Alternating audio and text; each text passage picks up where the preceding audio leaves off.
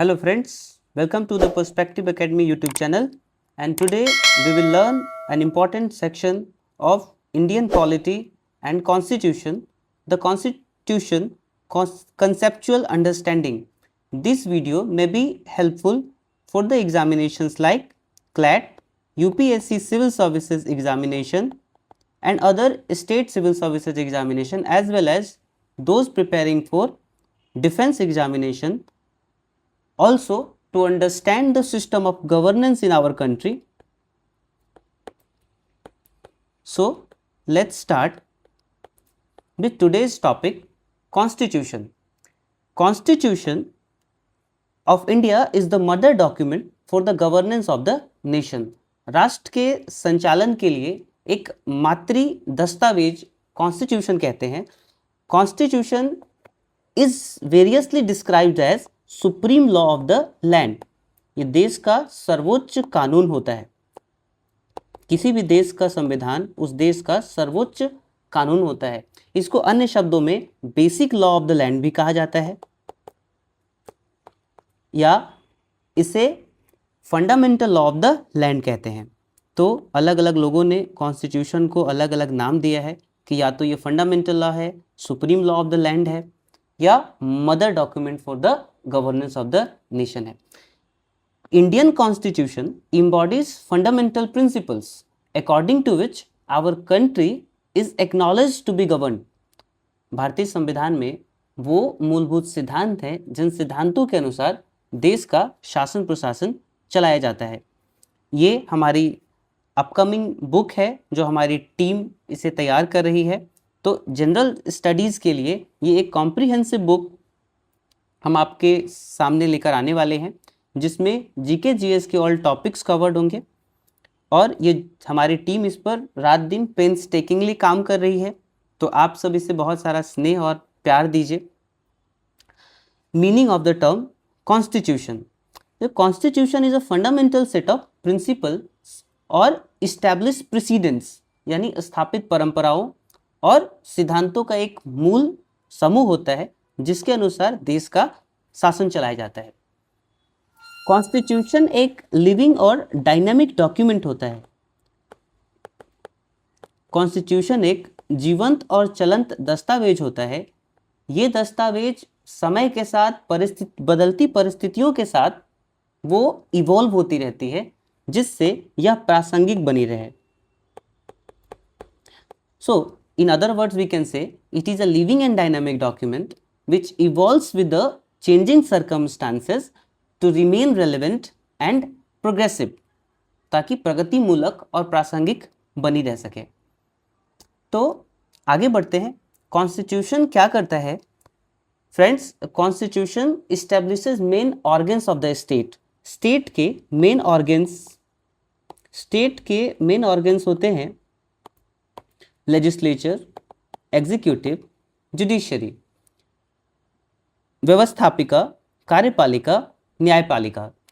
इनके जो शक्तियां हैं उन शक्तियों को परिभाषित करती है. तो constitution defines powers of the different organs of the state. It demarcates their responsibilities and their inter relationship. उनके बीच के अंतर संबंधों को रेगुलेट करती है. Constitution regulates the relationship between and among different organs of the state. It defines their powers and demarcates their responsibilities. इनकी जिम्मेदारियों को तय करती है, अलग करती है. तो देश के संचालन के लिए एक बेसिक फ्रेमवर्क प्रदान करता है. साथ ही ये तय करता है कि देश राजनीतिक रूप से, वैधानिक रूप से और प्रशासनिक रूप से देश का कार्य शासन प्रशासन किस तरह से चलाया जाएगा. तो समय के साथ कॉन्स्टिट्यूशन ग्रो करती है, इवॉल्व करती है. आगे बढ़ते हैं. कॉन्स्टिट्यूशन होता क्या है और उसके टाइप क्या है, इस स्लाइड में आइए हम देखते हैं कि कॉन्स्टिट्यूशन एक फंडामेंटल लॉ है जो देश के गवर्नेंस के लिए फ्रेमवर्क तय करता है.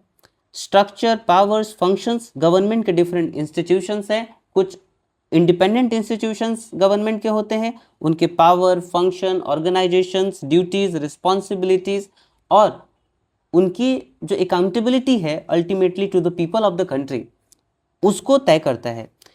स्टेट और सिटीजन के बीच में जो संबंध है उन संबंधों को तय करता है। जैसे भारत अगर एक डेमोक्रेटिक नेशन है तो स्टेट और पीपल्स, यहाँ के सिटीजन के बीच में जो संबंध है कि राज्य लोगों के कल्याण के लिए काम करेगा, वेलफेयरिस्टिक अप्रोच के साथ काम करेगा और लोग राज्य के साथ जुड़े हुए रहेंगे, तो ये करता है।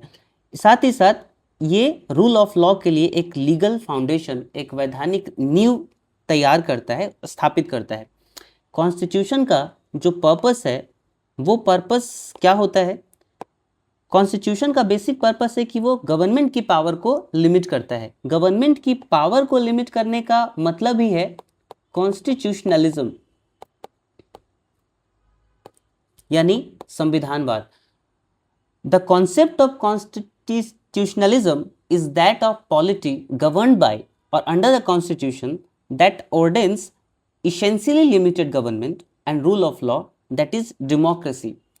यानी कि संविधानवाद एक ऐसी राज्य व्यवस्था निर्मित करता है जिस राज्य व्यवस्था में सरकार नियमों के विधान के अधीन होती है और सीमित सरकार की स्थापना करता है, साथ ही साथ रूल ऑफ लॉ, विधि का शासन स्थापित करता है। यहाँ के नागरिकों की राइट्स एंड लिबर्टीज की गारंटी देता है, पावर डिस्ट्रीब्यूट करता है यानी डिवीजन ऑफ पावर तय करता है, और सरकार की और पब्लिक इंस्टीट्यूशन और पब्लिक बॉडीज की अकाउंटेबिलिटी इंश्योर करता है। कॉन्स्टिट्यूशन कई टाइप के होते हैं, उसमें एक रिटन कॉन्स्टिट्यूशन है, एक अनरिटन कॉन्स्टिट्यूशन है, और थर्ड टाइप की है रिजिड कॉन्स्टिट्यूशन। रिटन कॉन्स्टिट्यूशन जहां भी होता है वहां सिंगल डॉक्यूमेंट में कोडिफाइड लॉज होते हैं, प्रिंसिपल्स होते हैं, रेगुलेशंस होते हैं। एक कोडिफाइड लॉज एक सिंगल डॉक्यूमेंट में, रिटन कॉन्स्टिट्यूशन। इसके होने का मतलब है कि कोई भी गवर्नमेंट ऑफ द डे जो ब्रूट मेजॉरिटी के साथ आई हो, वो अपने विम्स एंड फैंसीज के अकॉर्डिंग वो कॉन्स्टिट्यूशन को बदल न दे। रिटन कॉन्स्टिट्यूशन का ये मतलब भी है कि किसकी क्या, कौन से ऑर्गन की, गवर्नमेंट की कौन सी बॉडीज की क्या पावर है, उनके बीच में वेगनेस या एम्बिग्विटीज ना आए। तो किसकी क्या पावर है वो पावर वेग ना हो, सब कुछ रिटन हो, एम्बिग्विटीज ना हो। और कॉन्स्टिट्यूशन के इंटरप्रिटेशन के लिए एक सेपरेट लीगल एंटिटी, जो कि हमारे देश में जुडिशरी है, हायर जुडिशरी। तो जुडिशरी यानी सुप्रीम कोर्ट कॉन्स्टिट्यूशन की अल्टीमेट इंटरप्रेटर है, यानी संविधान का सर्वोच्च व्याख्याता, वो जो हायर जुडिशरीज है। ये कॉन्स्टिट्यूशन रिटन कॉन्स्टिट्यूशन है, तो किसी भी देश के जीवन काल में एक कॉन्स्टिट्यूएंट असेंबली बनती है जो लंबा समय लेती है और डेलिबरेटली उसको फ्रेम करती है, ताकि आने वाले वक्त में लोग कैसे पब्लिक ऑर्डर में रहें, और देश में विधि व्यवस्था के साथ साथ देश का, राज्य का जो अल्टीमेट ऑब्जेक्टिव है कि राज्य लोगों के कल्याण हेतु कार्य करे। तो ये दो चीजें हैं। अनरिटन कॉन्स्टिट्यूशन में सिंगल डॉक्यूमेंट में लॉज कोडिफाइड नहीं होते, जबकि वो लॉज कभी स्टेट्यूट के रूप में रहते हैं, जुडिशियल डिसीजंस के रूप में रहते हैं, कन्वेंशन यानी परंपराओं के रूप में रहते हैं, कस्टम रीति रिवाजों के रूप में रहते हैं। रिजिड कॉन्स्टिट्यूशन वो होती है जिसको अमेंड करने के लिए स्पेशल कॉन्स्टिट्यूशनल अमेंडमेंट प्रोसीजर्स अपनाए जाते हैं। आसानी से जिस कॉन्स्टिट्यूशन के प्रोविजन को बदलना संभव ना हो, वो रिजिड कॉन्स्टिट्यूशन है। उसके लिए एक स्पेशली कॉन्स्टिट्यूएंट बॉडी चाहिए उनको बदलने के लिए, क्विक चेंजेस के लिए रिस्पॉन्सिव नहीं होती, यानी ऐसी कॉन्स्टिट्यूशनल ट्रेडिशनलिस्ट होती है। यूएसए का कॉन्स्टिट्यूशन एक रिजिड कॉन्स्टिट्यूशन का एग्जाम्पल है।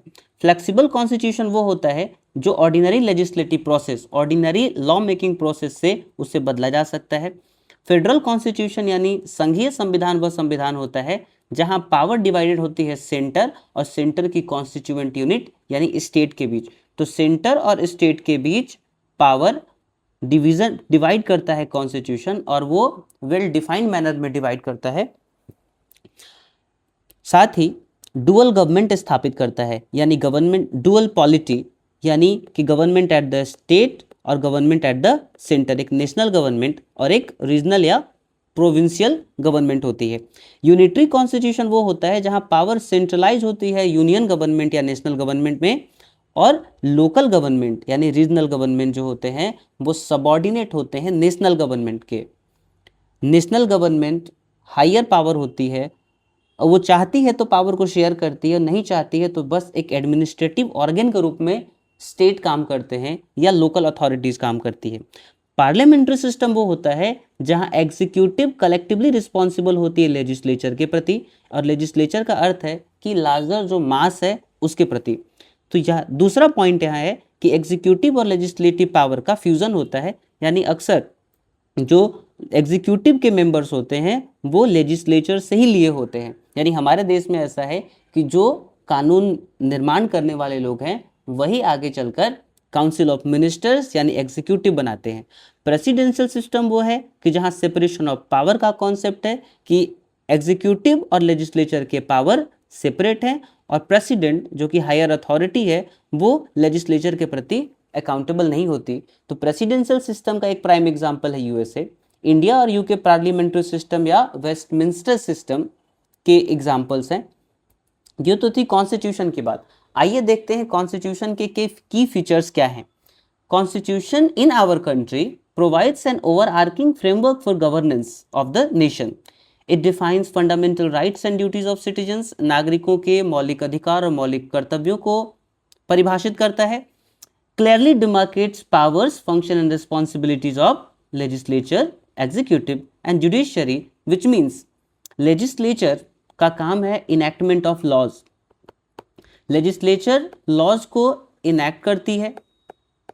इन लॉ को enact करने का मतलब कि legislature legislate करती है। executive का काम है enforcement of the laws made by the legislature, enforcement या इम्प्लीमेंटेशन ऑफ द लॉ, कानून का क्रियान्वयन करने का कार्य देखती है कार्यपालिका। और अगर उन कानूनों में अगर कोई इनकंसिस्टेंसी हो या कोई भी कानून लोगों के मौलिक अधिकारों का उल्लंघन करते हैं तो उसके लिए इंटरप्रिटेशन का दायित्व जो दिया गया है वो दायित्व जुडिशरी के पास ये शक्ति और दायित्व है। साथ ही जुडिशरी एडजुडिकेट करती है सेंटर और स्टेट के बीच के डिस्प्यूट्स को, या दो पार्टीज के बीच के डिस्प्यूट को सेटल करने का काम जुडिशरी का होता है। जुडिशरी सेंटर स्टेट के डिस्प्यूट को सेटल करती है, स्टेट स्टेट के डिस्प्यूट को करती है। ग्रुप ऑफ स्टेट और other side group of state या one state with other group of states के बीच की जो डिस्प्यूट है, स्टेट और इंडिविजुअल के बीच अगर डिस्प्यूट है, सेंटर और इंडिविजुअल के बीच डिस्प्यूट है, या दो इंडिविजुअल एंटिटी के बीच अगर डिस्प्यूट है तो उस डिस्प्यूट को सेटल करने का काम करती है जुडिशरी। तो ये है डिमार्केशन ऑफ पावर। लेजिस्लेचर का काम है लेजिस्लेट करना या लॉज को इनैक्ट करना, एग्जीक्यूटिव इन्फोर्सिंग एजेंसी है, और जुडिशरी एडजुडिकेशन का काम करती है, डिस्प्यूट सेटलमेंट का काम करती है। तो ये था कंसेप्चुअल फीचर यहाँ। इसके अलावा कॉन्स्टिट्यूशन क्या फंक्शन परफॉर्म करती है, आइए एक बार देखते हैं कि कॉन्स्टिट्यूशन क्या कुछ फंक्शन परफॉर्म करती है। सबसे पहली चीज तो कॉन्स्टिट्यूशन वहाँ के लोगों की पहचान तय करती है, यानी कि कॉन्स्टिट्यूशन लोगों के लिए आइडेंटिटी तय करती है, आइडेंटिटी टू द पीपल। ये संविधान हमारा वजूद होता है, यह संविधान हमारी पहचान है कि हम सभी इस देश के नागरिक हैं और राज्य के साथ हमारा ऐसा संबंध है कि हम राज्य के प्रति एलिजियंस रखते हैं, राज्य के प्रति निष्ठा का भाव रखते हैं, और हम राज्य की जो पॉलिटिकल कम्युनिटी है उस पॉलिटिकल कम्युनिटी के कंप्लीट मेंबर्स होते हैं। दूसरी चीज़ है कि ऑर्गेनाइजेशनल फ्रेमवर्क तय करता है, यानी सांगठनिक ढांचा बनाता है कि राज्य की सांगठनिक ढांचा किस प्रकार की होगी। एक तो फेडरल सिस्टम है, दूसरा पार्लियामेंट्री सिस्टम है देश में। फेडरल सिस्टम विद यूनिटरी बायस है, गवर्नमेंट के डिफरेंट इंस्टीट्यूशंस हैं, डिफरेंट मिनिस्ट्रीज हैं, डिफरेंट डिपार्टमेंट्स हैं, यानी गवर्नमेंट की डिफरेंट इंस्ट्रूमेंटालिटी है। तो दूसरी चीज़ है कि ऑर्गेनाइजेशनल फ्रेमवर्क बनाता है।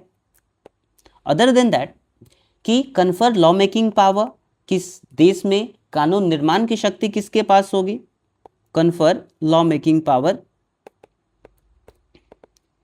किसके पास होगी देश में। साथ ही साथ लेवल्स ऑफ गवर्नमेंट कितने होंगे, हमारे देश में 3 लेवल ऑफ गवर्नमेंट्स हैं। जब गवर्नमेंट एक लेवल पे होती है तो उसको यूनिटरी सिस्टम कहते हैं। गवर्नमेंट एक लेवल से पावर लेकर एक सेकेंडरी लेवल की पावर दे दी जाती है, और वो पावर जो स्टेट को मिलती है वो कॉन्स्टिट्यूशन से ट्रेस करती है अगर वो पावर, तो फेडरल सिस्टम होता है। और उसी पावर को जब दोनों से कुछ पावर लेकर एक थर्ड एंटिटी को दी जाती है, थर्ड लेवल को दी जाती है, तो उसी को डिसेंट्रलाइजेशन ऑफ पावर कहा जाता है। डिसेंट्रलाइजेशन ऑफ पावर्स यानी शक्ति का विकेंद्रीकरण। इसके अलावा कि लेवल्स ऑफ गवर्नमेंट के बाद minimal degree of coordination and assurance. इसका अर्थ है फ्रेंड्स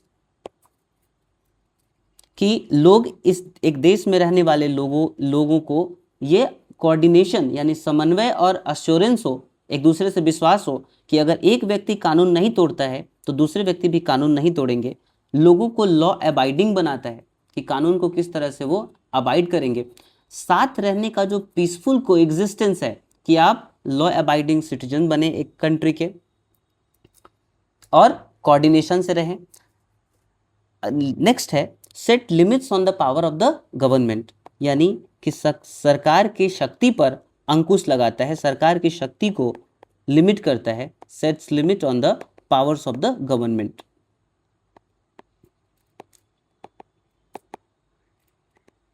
आगे बढ़ते हैं, एक्सप्रेशन ऑफ आइडियोलॉजी और political system of a country. एक देश की किस प्रकार की पॉलिटिकल सिस्टम होगी या देश की जो विचारधारा है उस विचारधारा की अभिव्यक्ति करता है।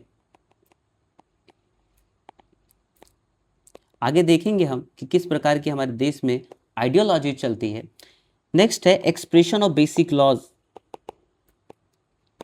ये कॉन्स्टिट्यूशन के फंक्शंस पर हम डिस्कस कर रहे हैं कि बेसिक लॉज का एक्सप्रेशन देता है, साथ ही साथ प्रोविजंस फॉर अमेंडमेंट कि वही संविधान आगे चलकर लॉन्ग रन में चल पाता है और देश व्यवस्थित हो पाता है जहां पर संविधान में बदलाव की गुंजाइश होती है।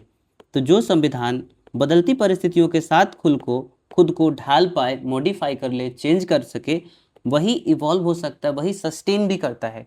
तो हमारे देश में अमेंडमेंट के लिए भी अमेंडिंग प्रोसीजर्स हैं, जैसे ऑर्डिनरी अमेंडमेंट यानी सिंपल मेजॉरिटी के थ्रू, उसके बाद स्पेशल मेजॉरिटी और उसके बाद special majority with the ratification of at least half of the states. तो ये है। It also fulfils the goals and aspirations of the people, यानी कॉन्स्टिट्यूशन का एक और फंक्शन है कि देश के लोगों की जो लक्ष्य और आकांक्षाएं हैं उनकी पूर्ति करने का प्रयास करता है कि लोगों की लक्ष्य और आकांक्षाएं पूरी कर पाए। एक कंडीशन क्रिएट करता है, एक फेवरेबल कंडीशन क्रिएट करता है जहां लोग अपने सर्वोत्तम विकास के लक्ष्यों को पूरा कर सकें।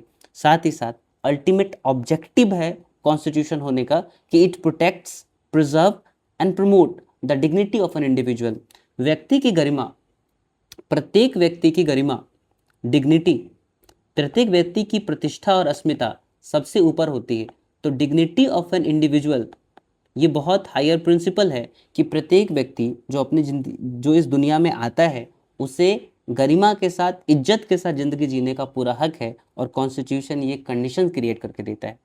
तो आगे बढ़ते हैं, हम नेक्स्ट स्लाइड में देखते हैं कॉन्स्टिट्यूशन ऑफ इंडिया के इम्पॉर्टेंट फैक्ट्स को।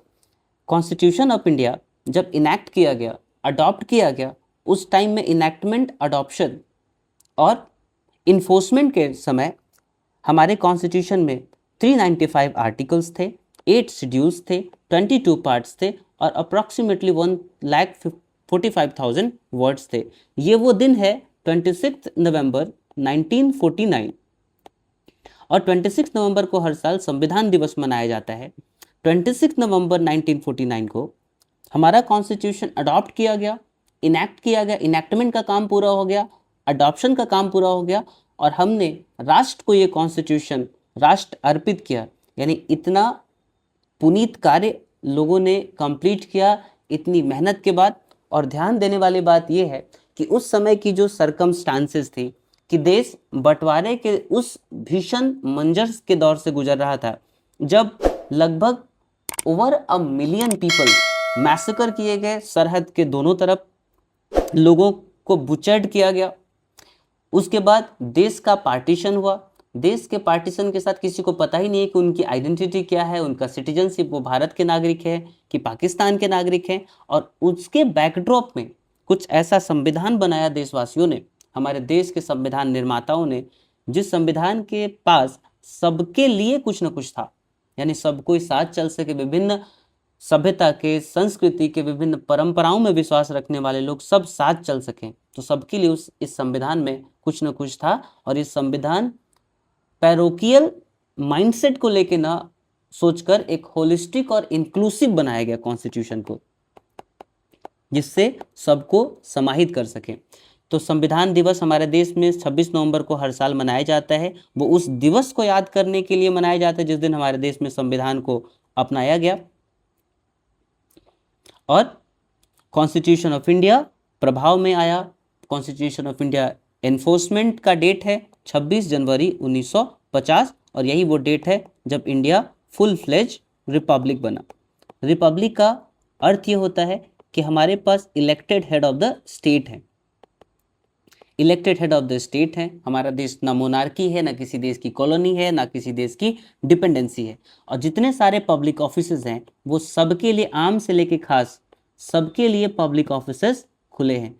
कॉन्स्टिट्यूशन डे मनाने के पीछे एक वो चीज़ है कि कॉन्स्टिट्यूशन में जो हमारी हायर वैल्यूज़ दी गई है, चाहे वो हायर वैल्यूज़ न्याय की हो, स्वतंत्रता की, समानता की और बंधुत्व की, भाईचारे की, इनका उद्देश्य है कि न्याय को बाकी अन्य कॉन्स्टिट्यूशनल या मोरल वैल्यूज से ऊंचा रखा गया है। एक अपनेपन का भाव हो, सेंस ऑफ बिलोंगिंगनेस हो।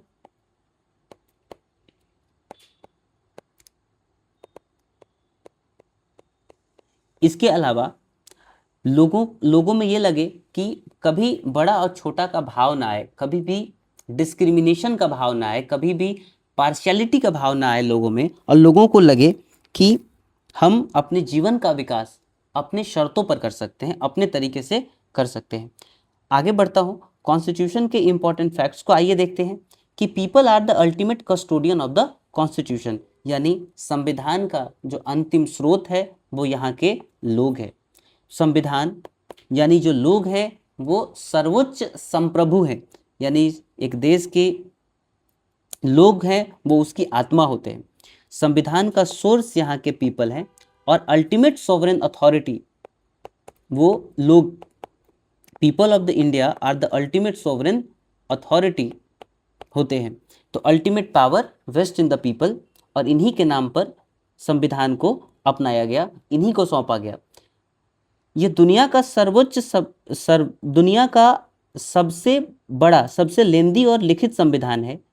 395 आर्टिकल्स थे, अनुच्छेद थे, 22 भाग और 8 अनुसूचियां जब इस संविधान को कमेंस किया गया, यानी डेट ऑफ कमेंसमेंट 26 जनवरी 1950 थी। तो इस समय इतने आर्टिकल्स थे। Let's proceed further. On the margin we have this great gentleman mister Prem Bihari Narayan Raizada. राष्ट्र इनके इस कार्य के लिए सदा ऋणी रहेगा। प्रेम बिहारी नारायण रायजादा ने एक भी रुपए संविधान के लिए, संविधान के सुलेखक थे या खुशखत बोला जाता है, यानी कैलीग्राफर थे इंडिया के कॉन्स्टिट्यूशन के। इन्होंने एक भी रुपए नहीं ली, लेकिन उनकी शर्त ये थी कि संविधान के प्रत्येक पन्ने पर इनके अपने हस्ताक्षर हो, जो उन्होंने अपने हस्ताक्षर राम के रूप में लिखे। तो इन्होंने ये कार्य 4 महीने के समय में पूरा कर दिया। इन्होंने इस संविधान को, यानी English version of the constitution, इनके फाइन हैंड राइटिंग में इटैलिक स्टाइल में लिखी गई है। और इंडिया का constitution completely hand written constitution है, ना तो ये टाइप सेट था, ना ये प्रिंटेड था। हिंदी और इंग्लिश दोनों में ही इसे लिखा गया। इनके अलावा एक और महान देश के विभूति जिन्होंने इस कार्य को अंजाम दिया, वसंत कृष्ण वैद्य जी, जिन्होंने Hindi version of the constitution को लिखा। इंडिया का कॉन्स्टिट्यूशन इंटायरली हैंडक्राफ्टेड है। इस कॉन्स्टिट्यूशन को बहुत सारे लोगों ने, प्राइमरीली जिन लोगों ने इस कॉन्स्टिट्यूशन को ब्यूटीफाई किया, इल्यूमिनेट किया, डेकोरेट किया, वो शांति निकेतन के बहुत काबिल कलाकार थे। मिस्टर आचार्य नंदलाल बोस के नेतृत्व में, उनके मार्गदर्शन में लोगों ने इस कार्य को पूरा किया। जहां मार्जिन पर आप देख रहे होंगे ब्यूटिफिकेशन, इल्यूमिनेशन, डेकोरेशन, प्रत्येक पन्नों को, जितने भी पृष्ठ हैं उन सभी पृष्ठों को सजाया गया, सुंदर बनाया गया इन लोगों के द्वारा। तो आगे बढ़ते हैं, कॉन्स्टिट्यूशन ऑफ इंडिया के एक और फैक्ट के बारे में देखते हैं कि ओरिजिनल कॉपीज, ताकि वो समय के साथ पन्ना खराब ना हो जाए, ये एक हिस्टोरिक चीज़ है, बहुत मेमोरेबल हमारे लिए। तो हर सोने की चीज़ से भी ज़्यादा कीमती देश का संविधान है, तो इसकी जो ओरिजिनल कॉपी है, ताकि पीला ना पड़ जाए, कुछ माइक्रो ऑर्गेनिज्म के एक्शंस ना हो जाए, कुछ पन्ने फट ना जाए, इतने सालों की मेहनत है। तो इसे हाइड्रोजन फिल्ड, कहीं नाइट्रोजन फिल्ड रहता है, कहीं हाइड्रोजन फिल्ड रहता है, ये चीज़ हमने प्रेस इंफॉर्मेशन ब्यूरो से ली है। तो गवर्नमेंट ऑफ इंडिया का जो ओरिजिनल ऑफिशियल सोर्स है, तो कहीं हाइड्रोजन हीलियम फिल्ड केस में रिसेप्टिकल्स में रखा गया है, कहीं आपको नाइट्रोजन होगा, तो दोनों ही चीज़ अपने आप में सही है। Each part of the constitution begins with a depiction of phase और scene from India national history. Constitution का प्रत्येक पार्ट, यानी कॉन्स्टिट्यूशन में अगर 22 पार्ट है, तो प्रत्येक पार्ट का जो शुरुआती पन्ना है उसमें भारत की जो समृद्ध विरासत है, सांस्कृतिक विरासत, वहाँ से उन पन्नों को लिया गया है, अलग अलग धर्मों से अलग अलग सीन को, चाहे वो महाभारत के सीन हो, रामायण के सीन हो, बुद्ध और महावीर के उपदेश हो, चाहे देश के अलग अलग रीजनल एलिमेंट्स को दिखाना हो, इन सब चीज़ों को लिया गया है। ये दिखाता है नेशनल एक्सपीरियंस और हमारी जो साझी अतीत है उस चीज़ को, कि हमारा अतीत कितना गौरवशाली है। आर्ट वर्क और इलस्ट्रेशंस जो किए गए हैं, आगे आने वाले पन्नों में हम देखेंगे जो आर्ट वर्क और इलस्ट्रेशंस को, वो मिनिएचर स्टाइल में लाजली हैं। जहाँ से आप लघु चित्रों को देखते हैं, विग्नेट्स को देखते हैं, जहाँ पर छोटे छोटे विग्नेट्स हैं। जब किसी भाव को, किसी चित्र को, किसी हिस्टोरिकल अकाउंट को दिखाना हो, तो वो मिनिएचर पेंटिंग स्टाइल है, जो अपने आप में इंडिया की मिनिएचर पेंटिंग स्टाइल दुनिया में कलाकारी का एक अद्भुत नमूना है। तो इंडियन सब कॉन्टिनेंट की डिफरेंट पीरियड ऑफ हिस्ट्री को दिखाता है, चाहे वो मोहनजोदारो की सभ्यता हो, सिंधु घाटी सभ्यता, चाहे वो वैदिक काल हो, गुप्त काल हो, मौर्य साम्राज्य हो, चाहे मुगल काल हो, या फिर इंडिया की नेशनल फ्रीडम मूवमेंट हो। जिस दिन कॉन्स्टिट्यूशन हॉल में ये आखिरी बार डॉक्यूमेंट साइन किया गया था, उस डॉक्यूमेंट को साइन करने वाले नंबर ऑफ मेंबर की संख्या 284 थी, और ये 24 जनवरी 1950 को, जो कि आखिरी दिवस था कॉन्स्टिट्यूशन मेकिंग का, उसके बाद से कॉन्स्टिट्यूएंट असेंबली का कार्य पूरा हो गया, यानी constituent assembly from this date cease to exist. उस दिन के बाद से, जिस दिन भारत रिपब्लिक बना, यही कॉन्स्टिट्यूएंट असेंबली भारत की फर्स्ट प्रोविजनल पार्लियामेंट बन गई, जब तक कि हमारे देश में फर्स्ट जनरल इलेक्शंस कंप्लीट नहीं हुए। ये हमारे पास कुछ मिनिएचर स्टाइल्स है जो डिफरेंट पार्ट के फर्स्ट पेज पर ये इन चीज़ों को रखा गया है। ये बुल, मेरी समझ से ये बुल सिग्निफाई करता है इंडिया की माइट को, इंडिया की शक्ति को, इसकी आभा मंडल को बताता है। यूनियन एंड टेरिटरी में ये मैजेस्टिक जेबू बुल है। ये गुरुकुल परंपरा है, यानी कि भारत के सनातन संस्कृति में 4 आश्रम व्यवस्थाएं हैं, जिसमें ब्रह्मचर्य, गृहस्थ, वनप्रस्थ, संन्यास, ये जो व्यवस्थाएं हैं, उन व्यवस्थाओं में बड़ा ही महत्वपूर्ण चीज़ है सिटीजनशिप, जहां हम सिटीजनशिप के गुण सीखते हैं नागरिकों के। जब लोग अपने गुरुकुल व्यवस्था में जाते हैं तो अपने सहपाठियों के साथ, अपने गुरुजनों के साथ किस प्रकार से रहना है, ये सह संबंध सिखाते हैं, इंटर रिलेशनशिप सिखाते हैं, बिहेवियरल एस्पेक्ट की बात होती है। यहाँ पर देखेंगे आप, इस पिक्चर में ये दिखता है कि नागरिकों का दूसरे नागरिकों के साथ किस प्रकार का रवैया होना चाहिए, किस प्रकार का संबंध होना चाहिए, और उनकी पहचान किस प्रकार से जुड़ी हुई है। यहाँ सुप्रीम कोर्ट ने अपने एक इम्पॉर्टेंट लैंडमार्क जजमेंट जो सुप्रीम कोर्ट ने दिया राम जन्मभूमि और बाबरी मस्जिद डिस्प्यूट के केस में, वहाँ सुप्रीम कोर्ट ने भगवान मर्यादा पुरुषोत्तम श्री राम को लीगल या कॉन्स्टिट्यूशनल एंटिटी माना, या जुरिडिक पर्सन माना, कि भगवान राम स्वयं अपना जो केस है एक लीगल एंटिटी के रूप में लड़ रहे हैं। तो ये जो सीन है कि वनगमन का, राम, माता सीता, भैया लक्ष्मण के साथ, ये अधिक फंडामेंटल राइट्स के पार्ट 3 में है। ये पार्ट 4 में है directive principles of state policy. Before the battle of the Mahabharata, Mahabharata के बैटल से पहले जब किंकर्त विमूढ़ यानी परप्लेक्स्ड अर्जुन को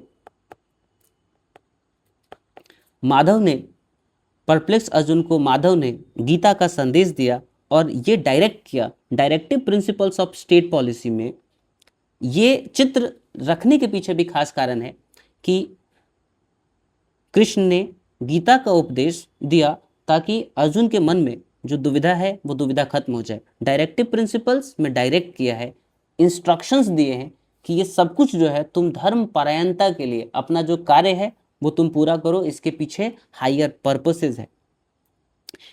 तो directive principles of state policy state को पब्लिक के वेलफेयर के लिए पॉलिसी मेकिंग हेतु डायरेक्ट करता है। नेक्स्ट है महावीर अवेकनिंग या इनलाइटनमेंट, जिसको संबोधि भी कहा जाता है, यानी बुद्धत्व की प्राप्ति हुई, वहां से एक सीन लिया गया। महावीर का सीन है पार्ट 6 में। नालंदा एक विश्वविद्यालय, विश्व प्रसिद्ध एक विश्वविद्यालय हुआ करती थी। यहाँ चोल साम्राज्य की जो ब्रॉन्ज इमेज है, स्टैचू है नटराज की, भगवान नटराज की तांडव करते हुए जो एक स्टैचू है, वहां से लिया गया। ये भारत के शिल्प शास्त्र को दिखाता है, यानी कि भारत की जो स्कल्पचर है, आर्ट है, उसको बताता है। Next we have Arjuna's penance at Mahabalipuram और मामल्लपुरम।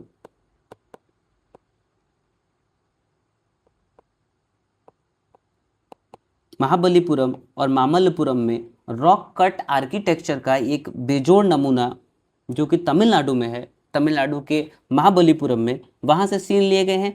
अकबर महान के, अकबर द ग्रेट के दरबार से सीन लिए गए हैं। शिवाजी और गुरु गोविंद सिंह के इलेक्शन के पार्ट 15 में सीन लेने के पीछे मेरी समझ से ऐसा हो सकता है कि ये दोनों जनता के द्वारा चुने हुए और जनता के सर्व स्वीकृत यूनानिमस लीडर थे। इन्होंने कभी भी चीज़ों को अनफेयर रखने की कोशिश नहीं की। छत्रपति शिवाजी महाराज हो, चाहे वो गुरु गोविंद सिंह हो, जिसने देश की अस्मिता के लिए, जो अपना जो राष्ट्र धर्म है उसकी अस्मिता के लिए, शिवाजी महाराज ने हैंदव साम्राज्य की स्थापना के लिए एक एक जो लोग हैं वहाँ के, उनकी इज्जत आबरू के लिए अपना सब कुछ सर्वस्व बलिदान कर दिया। गुरु गोविंद सिंह जी ने सब कुछ त्याग कर दिया। वहाँ पर इलेक्शन से सिंबल यहाँ लिए गए हैं। रानी लक्ष्मीबाई अपने जीते जी कभी भी झांसी को अपने जीते तक अंग्रेजों के हाथों कब्जा नहीं होने दी। टीपू सुल्तान श्रीरंगपट्टनम के गेट पर लड़ते हुए मारा गया अंग्रेजों के हाथों।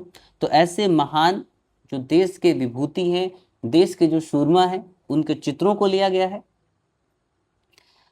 गांधी जी का ऐतिहासिक नमक सत्याग्रह, जो दांडी यात्रा उनके साबरमती आश्रम से दांडी के तट तक चली, वो 24 दिनों की यात्रा, 240 मील की ऐतिहासिक सिविल डिसोबीडियंस मूवमेंट के टाइम पर जो यात्रा चली, उस यात्रा नेशनल मूवमेंट से लिया गया।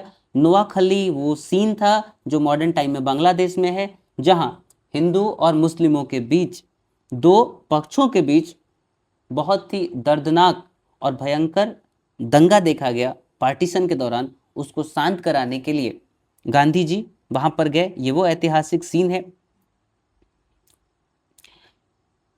24 जनवरी 1950 को कॉन्स्टिट्यूएंट असेंबली आखिरी बार मिली। यही वो दिन था जिस दिन 3 महत्वपूर्ण काम हुए। उनमें से एक काम कि डॉक्टर राजेंद्र प्रसाद जी को इंडिया का फर्स्ट इलेक्टेड प्रेसिडेंट अनाउंस किया गया। 15 नोटेबल वुमेन मेंबर्स थे इंडियन कॉन्स्टिट्यूएंट असेंबली में।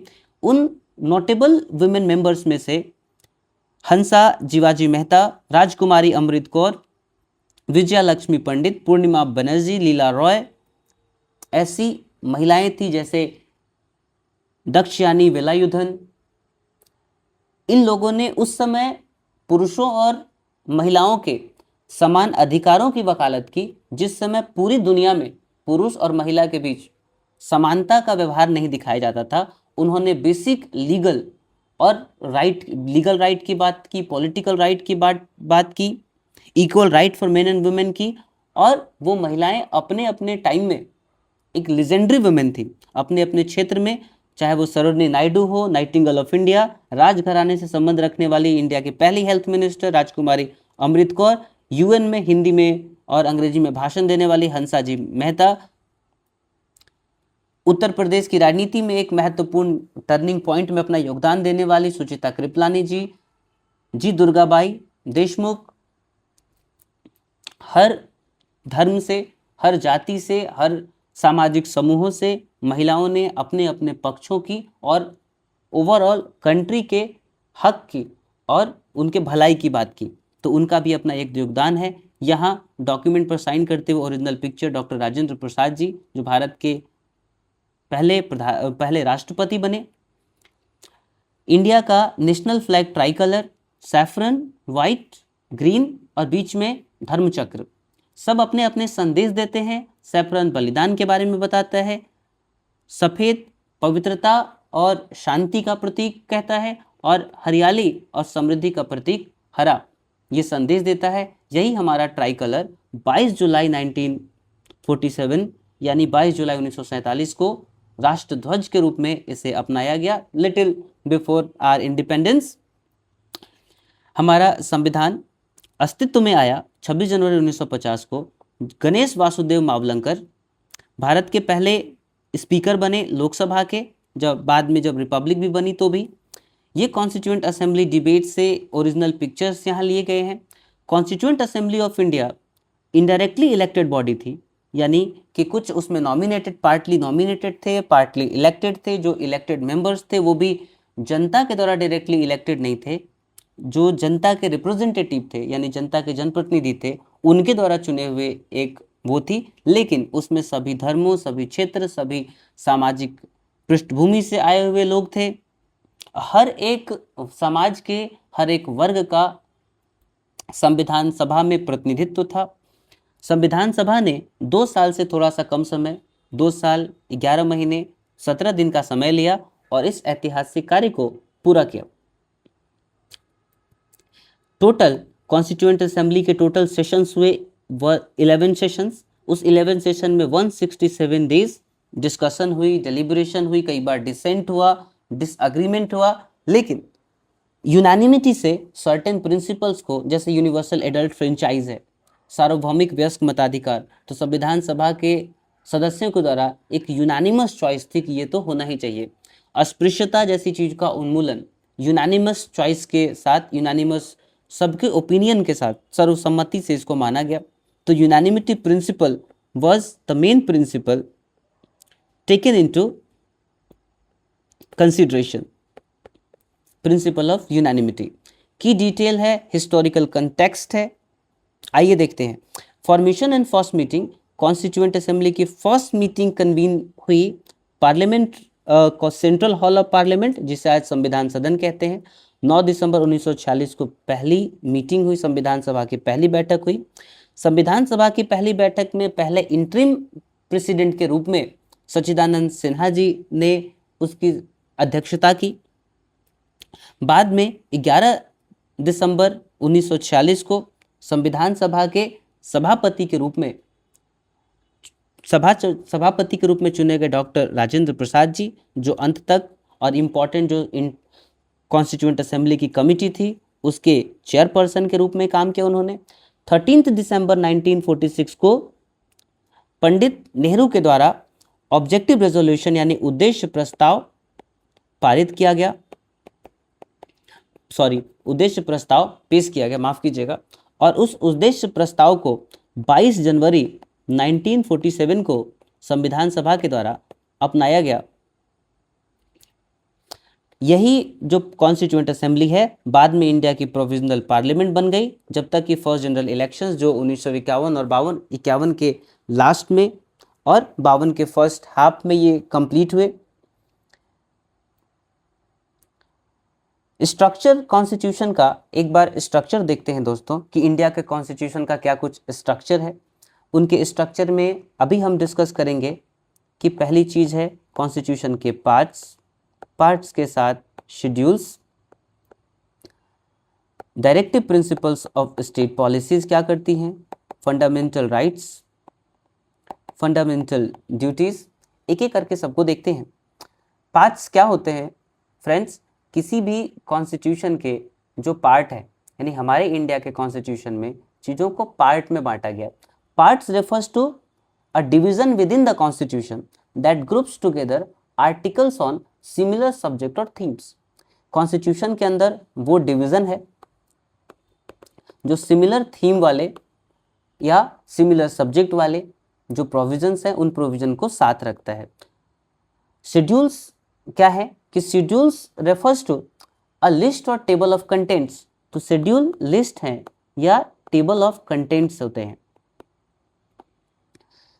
that are attached to the constitution that detail certain additional information or guidelines relevant to the constitutional provisions.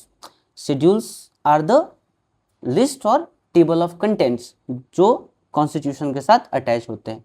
कुछ सर्टेन एडिशनल इंफॉर्मेशन जो constitution में mention नहीं हो पाती उसको अलग से उन रेलेवेंट प्रोविजंस को रखते हैं।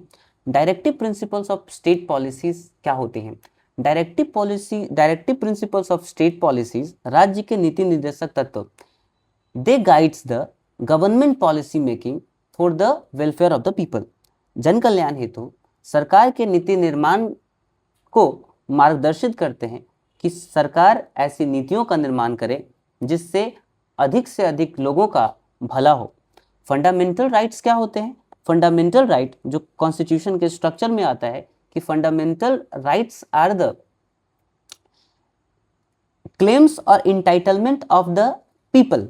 ये वो क्लेम है जनता के, वो क्लेम है या इंटाइटलमेंट्स है जो जनता राज्य से अपेक्षा रखती है। It empowers every citizen.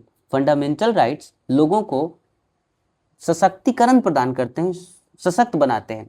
Fundamental duties है obligation of the citizen towards the state, यानी कि राज्य के प्रति लोगों की भी अपनी जिम्मेदारी बनती है। तो इन्हीं जिम्मेदारियों की बात करता है फंडामेंटल ड्यूटीज। यहाँ पर आप देख पा रहे होंगे कि एक साइड में कॉन्स्टिट्यूशन ऑफ इंडिया जो स्टार्ट होती है उसका जो स्टार्टिंग पेज है वो प्रियम्बल के रूप में दिया हुआ है। तो प्रियम्बल है क्या? प्रियम्बल को अलग अलग लोगों ने अलग अलग नाम दिया। किसी ने हॉरोस्कोप ऑफ द कॉन्स्टिट्यूशन कहा, संविधान की जन्मपत्री या जन्म कुंडली कहा, किसी ने आइडेंटिटी कार्ड कहा, संविधान का परिचय पत्र कहा, किसी ने संविधान की आत्मा कहा है, सोल ऑफ द कॉन्स्टिट्यूशन है। यह कहना गलत नहीं होगा कि the spirit, ideologies and constitutional values are sufficiently crystallize in the preamble. Preamble embodies the spirit, ideology विचारधारा और संवैधानिक जो मूल्य हैं वो संवैधानिक मूल्य बहुत अच्छी तरीके से पर्याप्त रूप से इस प्रियम्बल में आपको देखने मिल सकता है। प्रियम्बल को प्रीफेस कहते हैं, प्रियम्बल को इंट्रोडक्शन बोला जा सकता है, प्रियम्बल को प्रोलॉग कहा जाता है, prologue to the constitution, introduction to the constitution या प्रीफेस टू द कॉन्स्टिट्यूशन। ये कॉन्स्टिट्यूशन की कोर वैल्यूज को बताता है, कॉन्स्टिट्यूशन के प्रति जो दर्शन है और राष्ट्र की जो एक सामूहिक दृष्टि है, कलेक्टिव विजन है कि राष्ट्र क्या सोचता है, वो चीज़ इसमें निहित है। इंडिया का जो इंडियन स्टेट का जो कैरेक्टर है, अल्टीमेट कैरेक्टर, यानी कि भारत का राष्ट्र संप्रभु राष्ट्र है, समाजवादी राष्ट्र है, पंथ निरपेक्ष है, लोकतांत्रिक गणराज्य है। जस्टिस, लिबर्टी, इक्वालिटी और फ्रेटर्निटी ये हाई आइडियल्स हैं, ये इसेंशियल वैल्यूज हैं जो कॉम्प्रिहेंसिवली सिक्योर्ड हैं हर प्रत्येक नागरिकों के लिए। स्ट्रक्चरल एनाटॉमी क्या है कि स्ट्रक्चरल एनाटॉमी में कॉन्स्टिट्यूशन में ओरिजिनल 22 पार्ट थे, आज 25 पार्ट हैं, 470 प्लस आर्टिकल्स हैं, ओरिजिनली 395 आर्टिकल्स थे। टेक्स्ट को हायरार्किकली ऑर्गेनाइज किया गया है पार्ट्स में जो कि थीमेटिक चैप्टर हैं और फर्दर इनको डिवाइड किया गया है अनुच्छेदों के रूप में। की पार्ट है संविधान के पार्ट 3, पार्ट 4 यानी fundamental rights, fundamental duties, part 5 the union government. Additions क्या है कि जब भी कभी पार्ट में कुछ चीज़ें अमेंडमेंट के थ्रू ऐड होती हैं तो उसमें नंबर दिया जाता है कैपिटल लेटर में, यानी कहीं भी आर्टिकल अगर लिखा होता है तो वो कैपिटल लेटर में होता है और किसी आर्टिकल के बाद अगर कभी अमेंडमेंट होती है तो उस अमेंडमेंट को देख पा रहे होंगे यहाँ कि फंडामेंटल ड्यूटीज जो बाद में 1976 में 42nd कॉन्स्टिट्यूशन अमेंडमेंट के बाद, कॉन्स्टिट्यूशन अमेंडमेंट एक्ट के बाद ऐड की गई 1976 में, उसे पार्ट 4A लिखा हुआ है। तो ये इस हिस्टोरिकल स्ट्रक्चर को मेंटेन करने के लिए सब कुछ किया जाता है। शेड्यूल को इस तरह से याद कर सकते हैं, ये बहुत पुराना निमोनिक है। शेड्यूल क्या है कि एक स्ट्रक्चर्ड टेबल्स होते हैं या लिस्ट ऑफ कंटेंट्स या टेबल्स हैं जो डिफरेंट एडमिनिस्ट्रेटिव और लेजिस्लेटिव रूल को डिटेल में बताते हैं, जैसे कोर आर्टिकल्स को। ओरिजिनली 8 शेड्यूल्स थे, 4 शेड्यूल और ऐड किए गए हैं अमेंडमेंट के थ्रू, तो 12 डिस्टिंक्ट शेड्यूल हैं। आइए शेड्यूल्स ऑफ द कॉन्स्टिट्यूशन के बारे में एक बार देखें। First schedule of the constitution में ये कहता है कि यूनियन और टेरिटरीज और उनके जो टेरिटोरियल जुरिस्डिक्शंस है, यूनियन टेरिटरीज के नाम, उनके टेरिटोरियल जुरिस्डिक्शंस, उसको बताता है शेड्यूल 1। शेड्यूल 2 बताता है salaries, emoluments, allowances of the different government officials like president, speaker, vice president, prime minister, जजेस of the supreme court, controller and auditor general of India, attorney general, इनके salaries, emoluments, allowances की बात करता है। Schedule 3 बात करता है oath और अफर्मेशन कि किस प्रकार से कोई भी पब्लिक ऑफिस में इंटर करने से पहले शपथ लेना होता है, और शपथ कोई व्यक्ति ईश्वर के नाम पर ले सकता है। अगर हम किसी ईश्वर के नाम पर शपथ लेते हैं तो उसे ओथ कहा जाता है। अंतरात्मा के नाम पर अगर शपथ ली जाती है तो अंतरात्मा के नाम पर ली जाने वाली शपथ अफर्मेशन कही जाती है।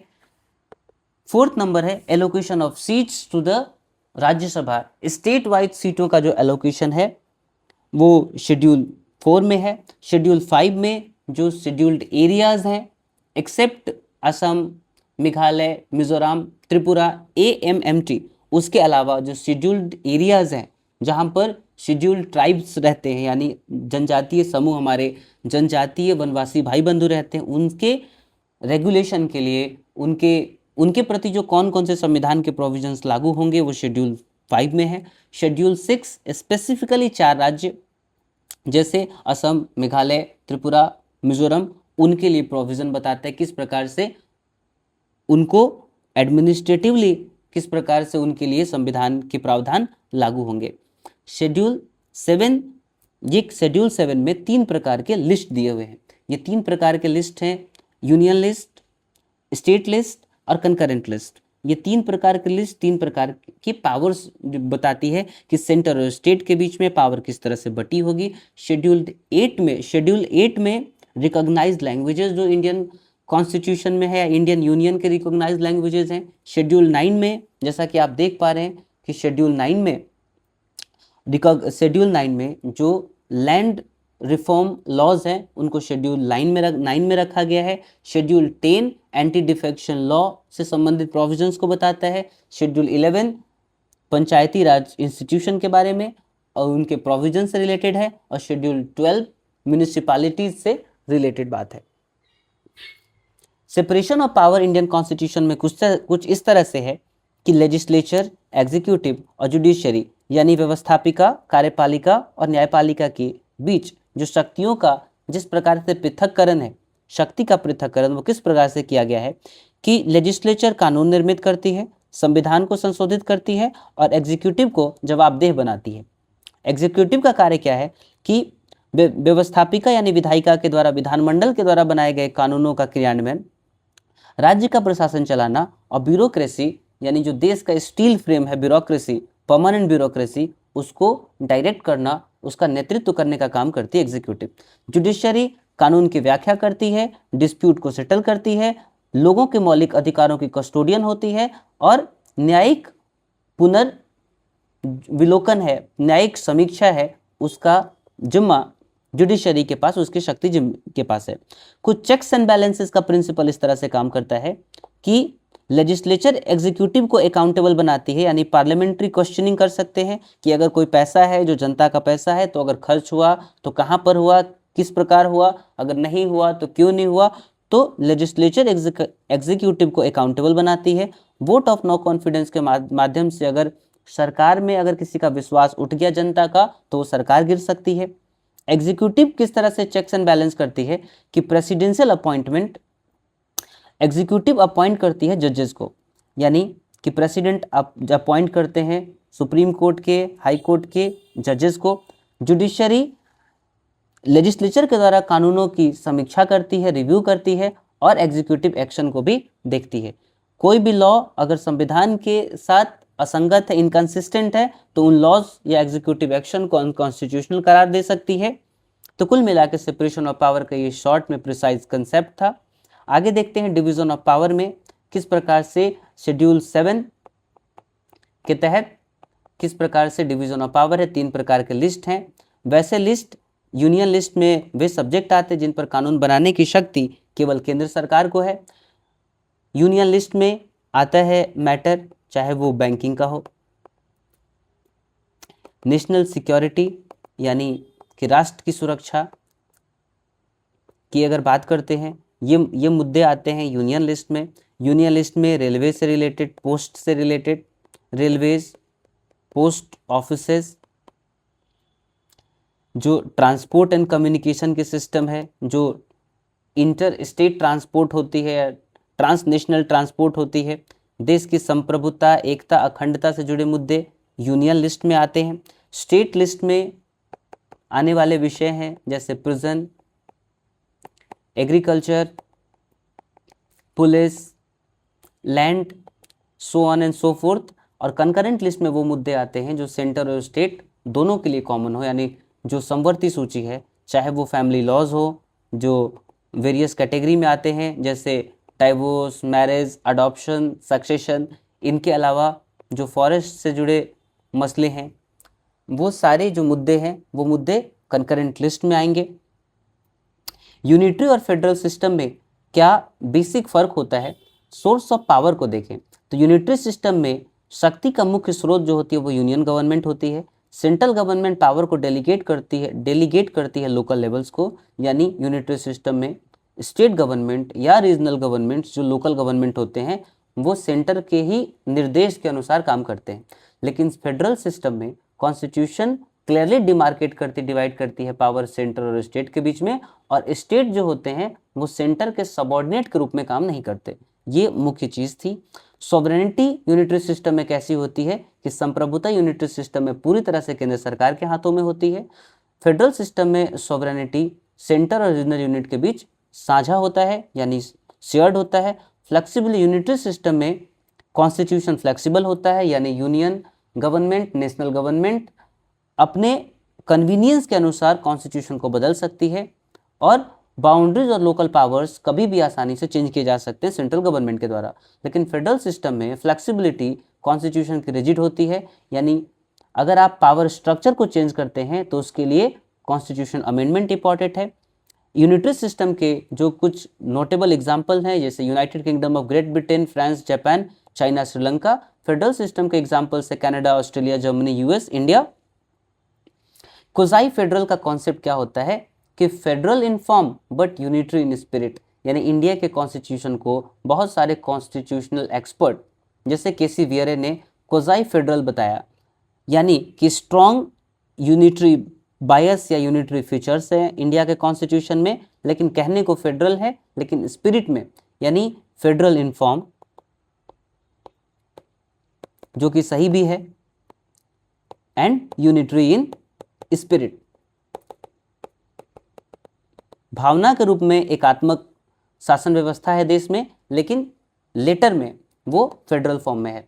इंडियन कॉन्स्टिट्यूशन में ऐसा क्यों किया गया ये बहुत डिटेल वाली चीज है, लेकिन एक चीज है कि देश की एकता को, देश की टेरिटोरियल इंटेग्रिटी को, यूनिटी और टेरिटोरियल इंटीग्रिटी को बनाए रखने के लिए, देश की जो डाइवर्सिटी है उस डाइवर्सिटी को एकोमोडेट करने के लिए, और इमरजेंसी जैसी एक्स्ट्रा ऑर्डिनरी सिचुएशंस से निपटने के लिए, आपातकाल जैसी सिचुएशन से निपटने के लिए सेंट्रल गवर्नमेंट को पावरफुल बनाना एक रेशनेल था, जिसके चलते इंडिया के जो कुछ बंटवारे के समय हुआ उससे लोगों ने एक्सपीरियंस किया कि सेंट्रल गवर्नमेंट के पास इतनी पावर होनी चाहिए कि वो इमरजेंसी जैसी या एक्स्ट्रा ऑर्डिनरी सिचुएशन को हैंडल कर सके।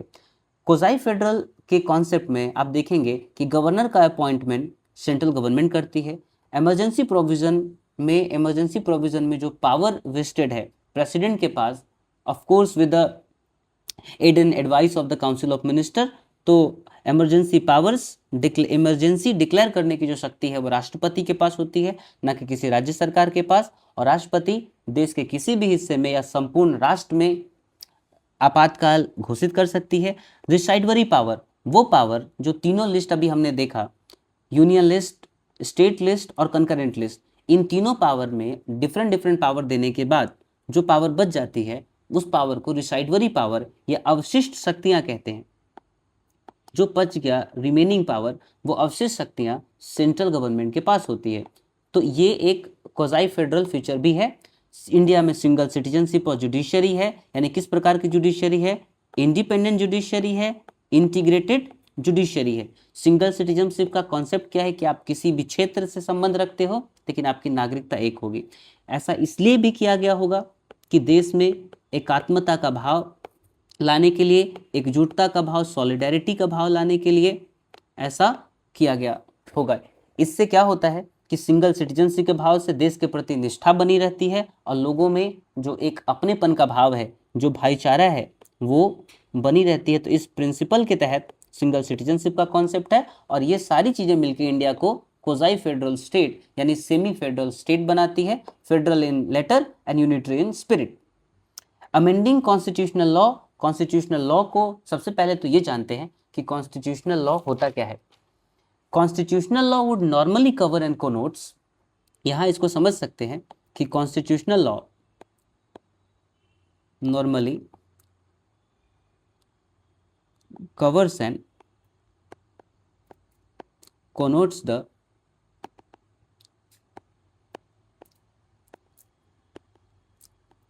fundamental law of the land as contained in the provisions of the constitution।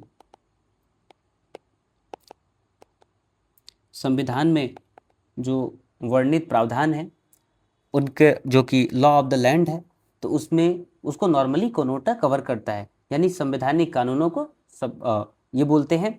यहाँ पर वेरिंग थ्रेशोल्ड बताया गया कि 3 प्रकार के तरीके हैं जिन तरीकों से संविधान संशोधन किया जा सकता है। एक ऑर्डिनरी यानी सिंपल मेजॉरिटी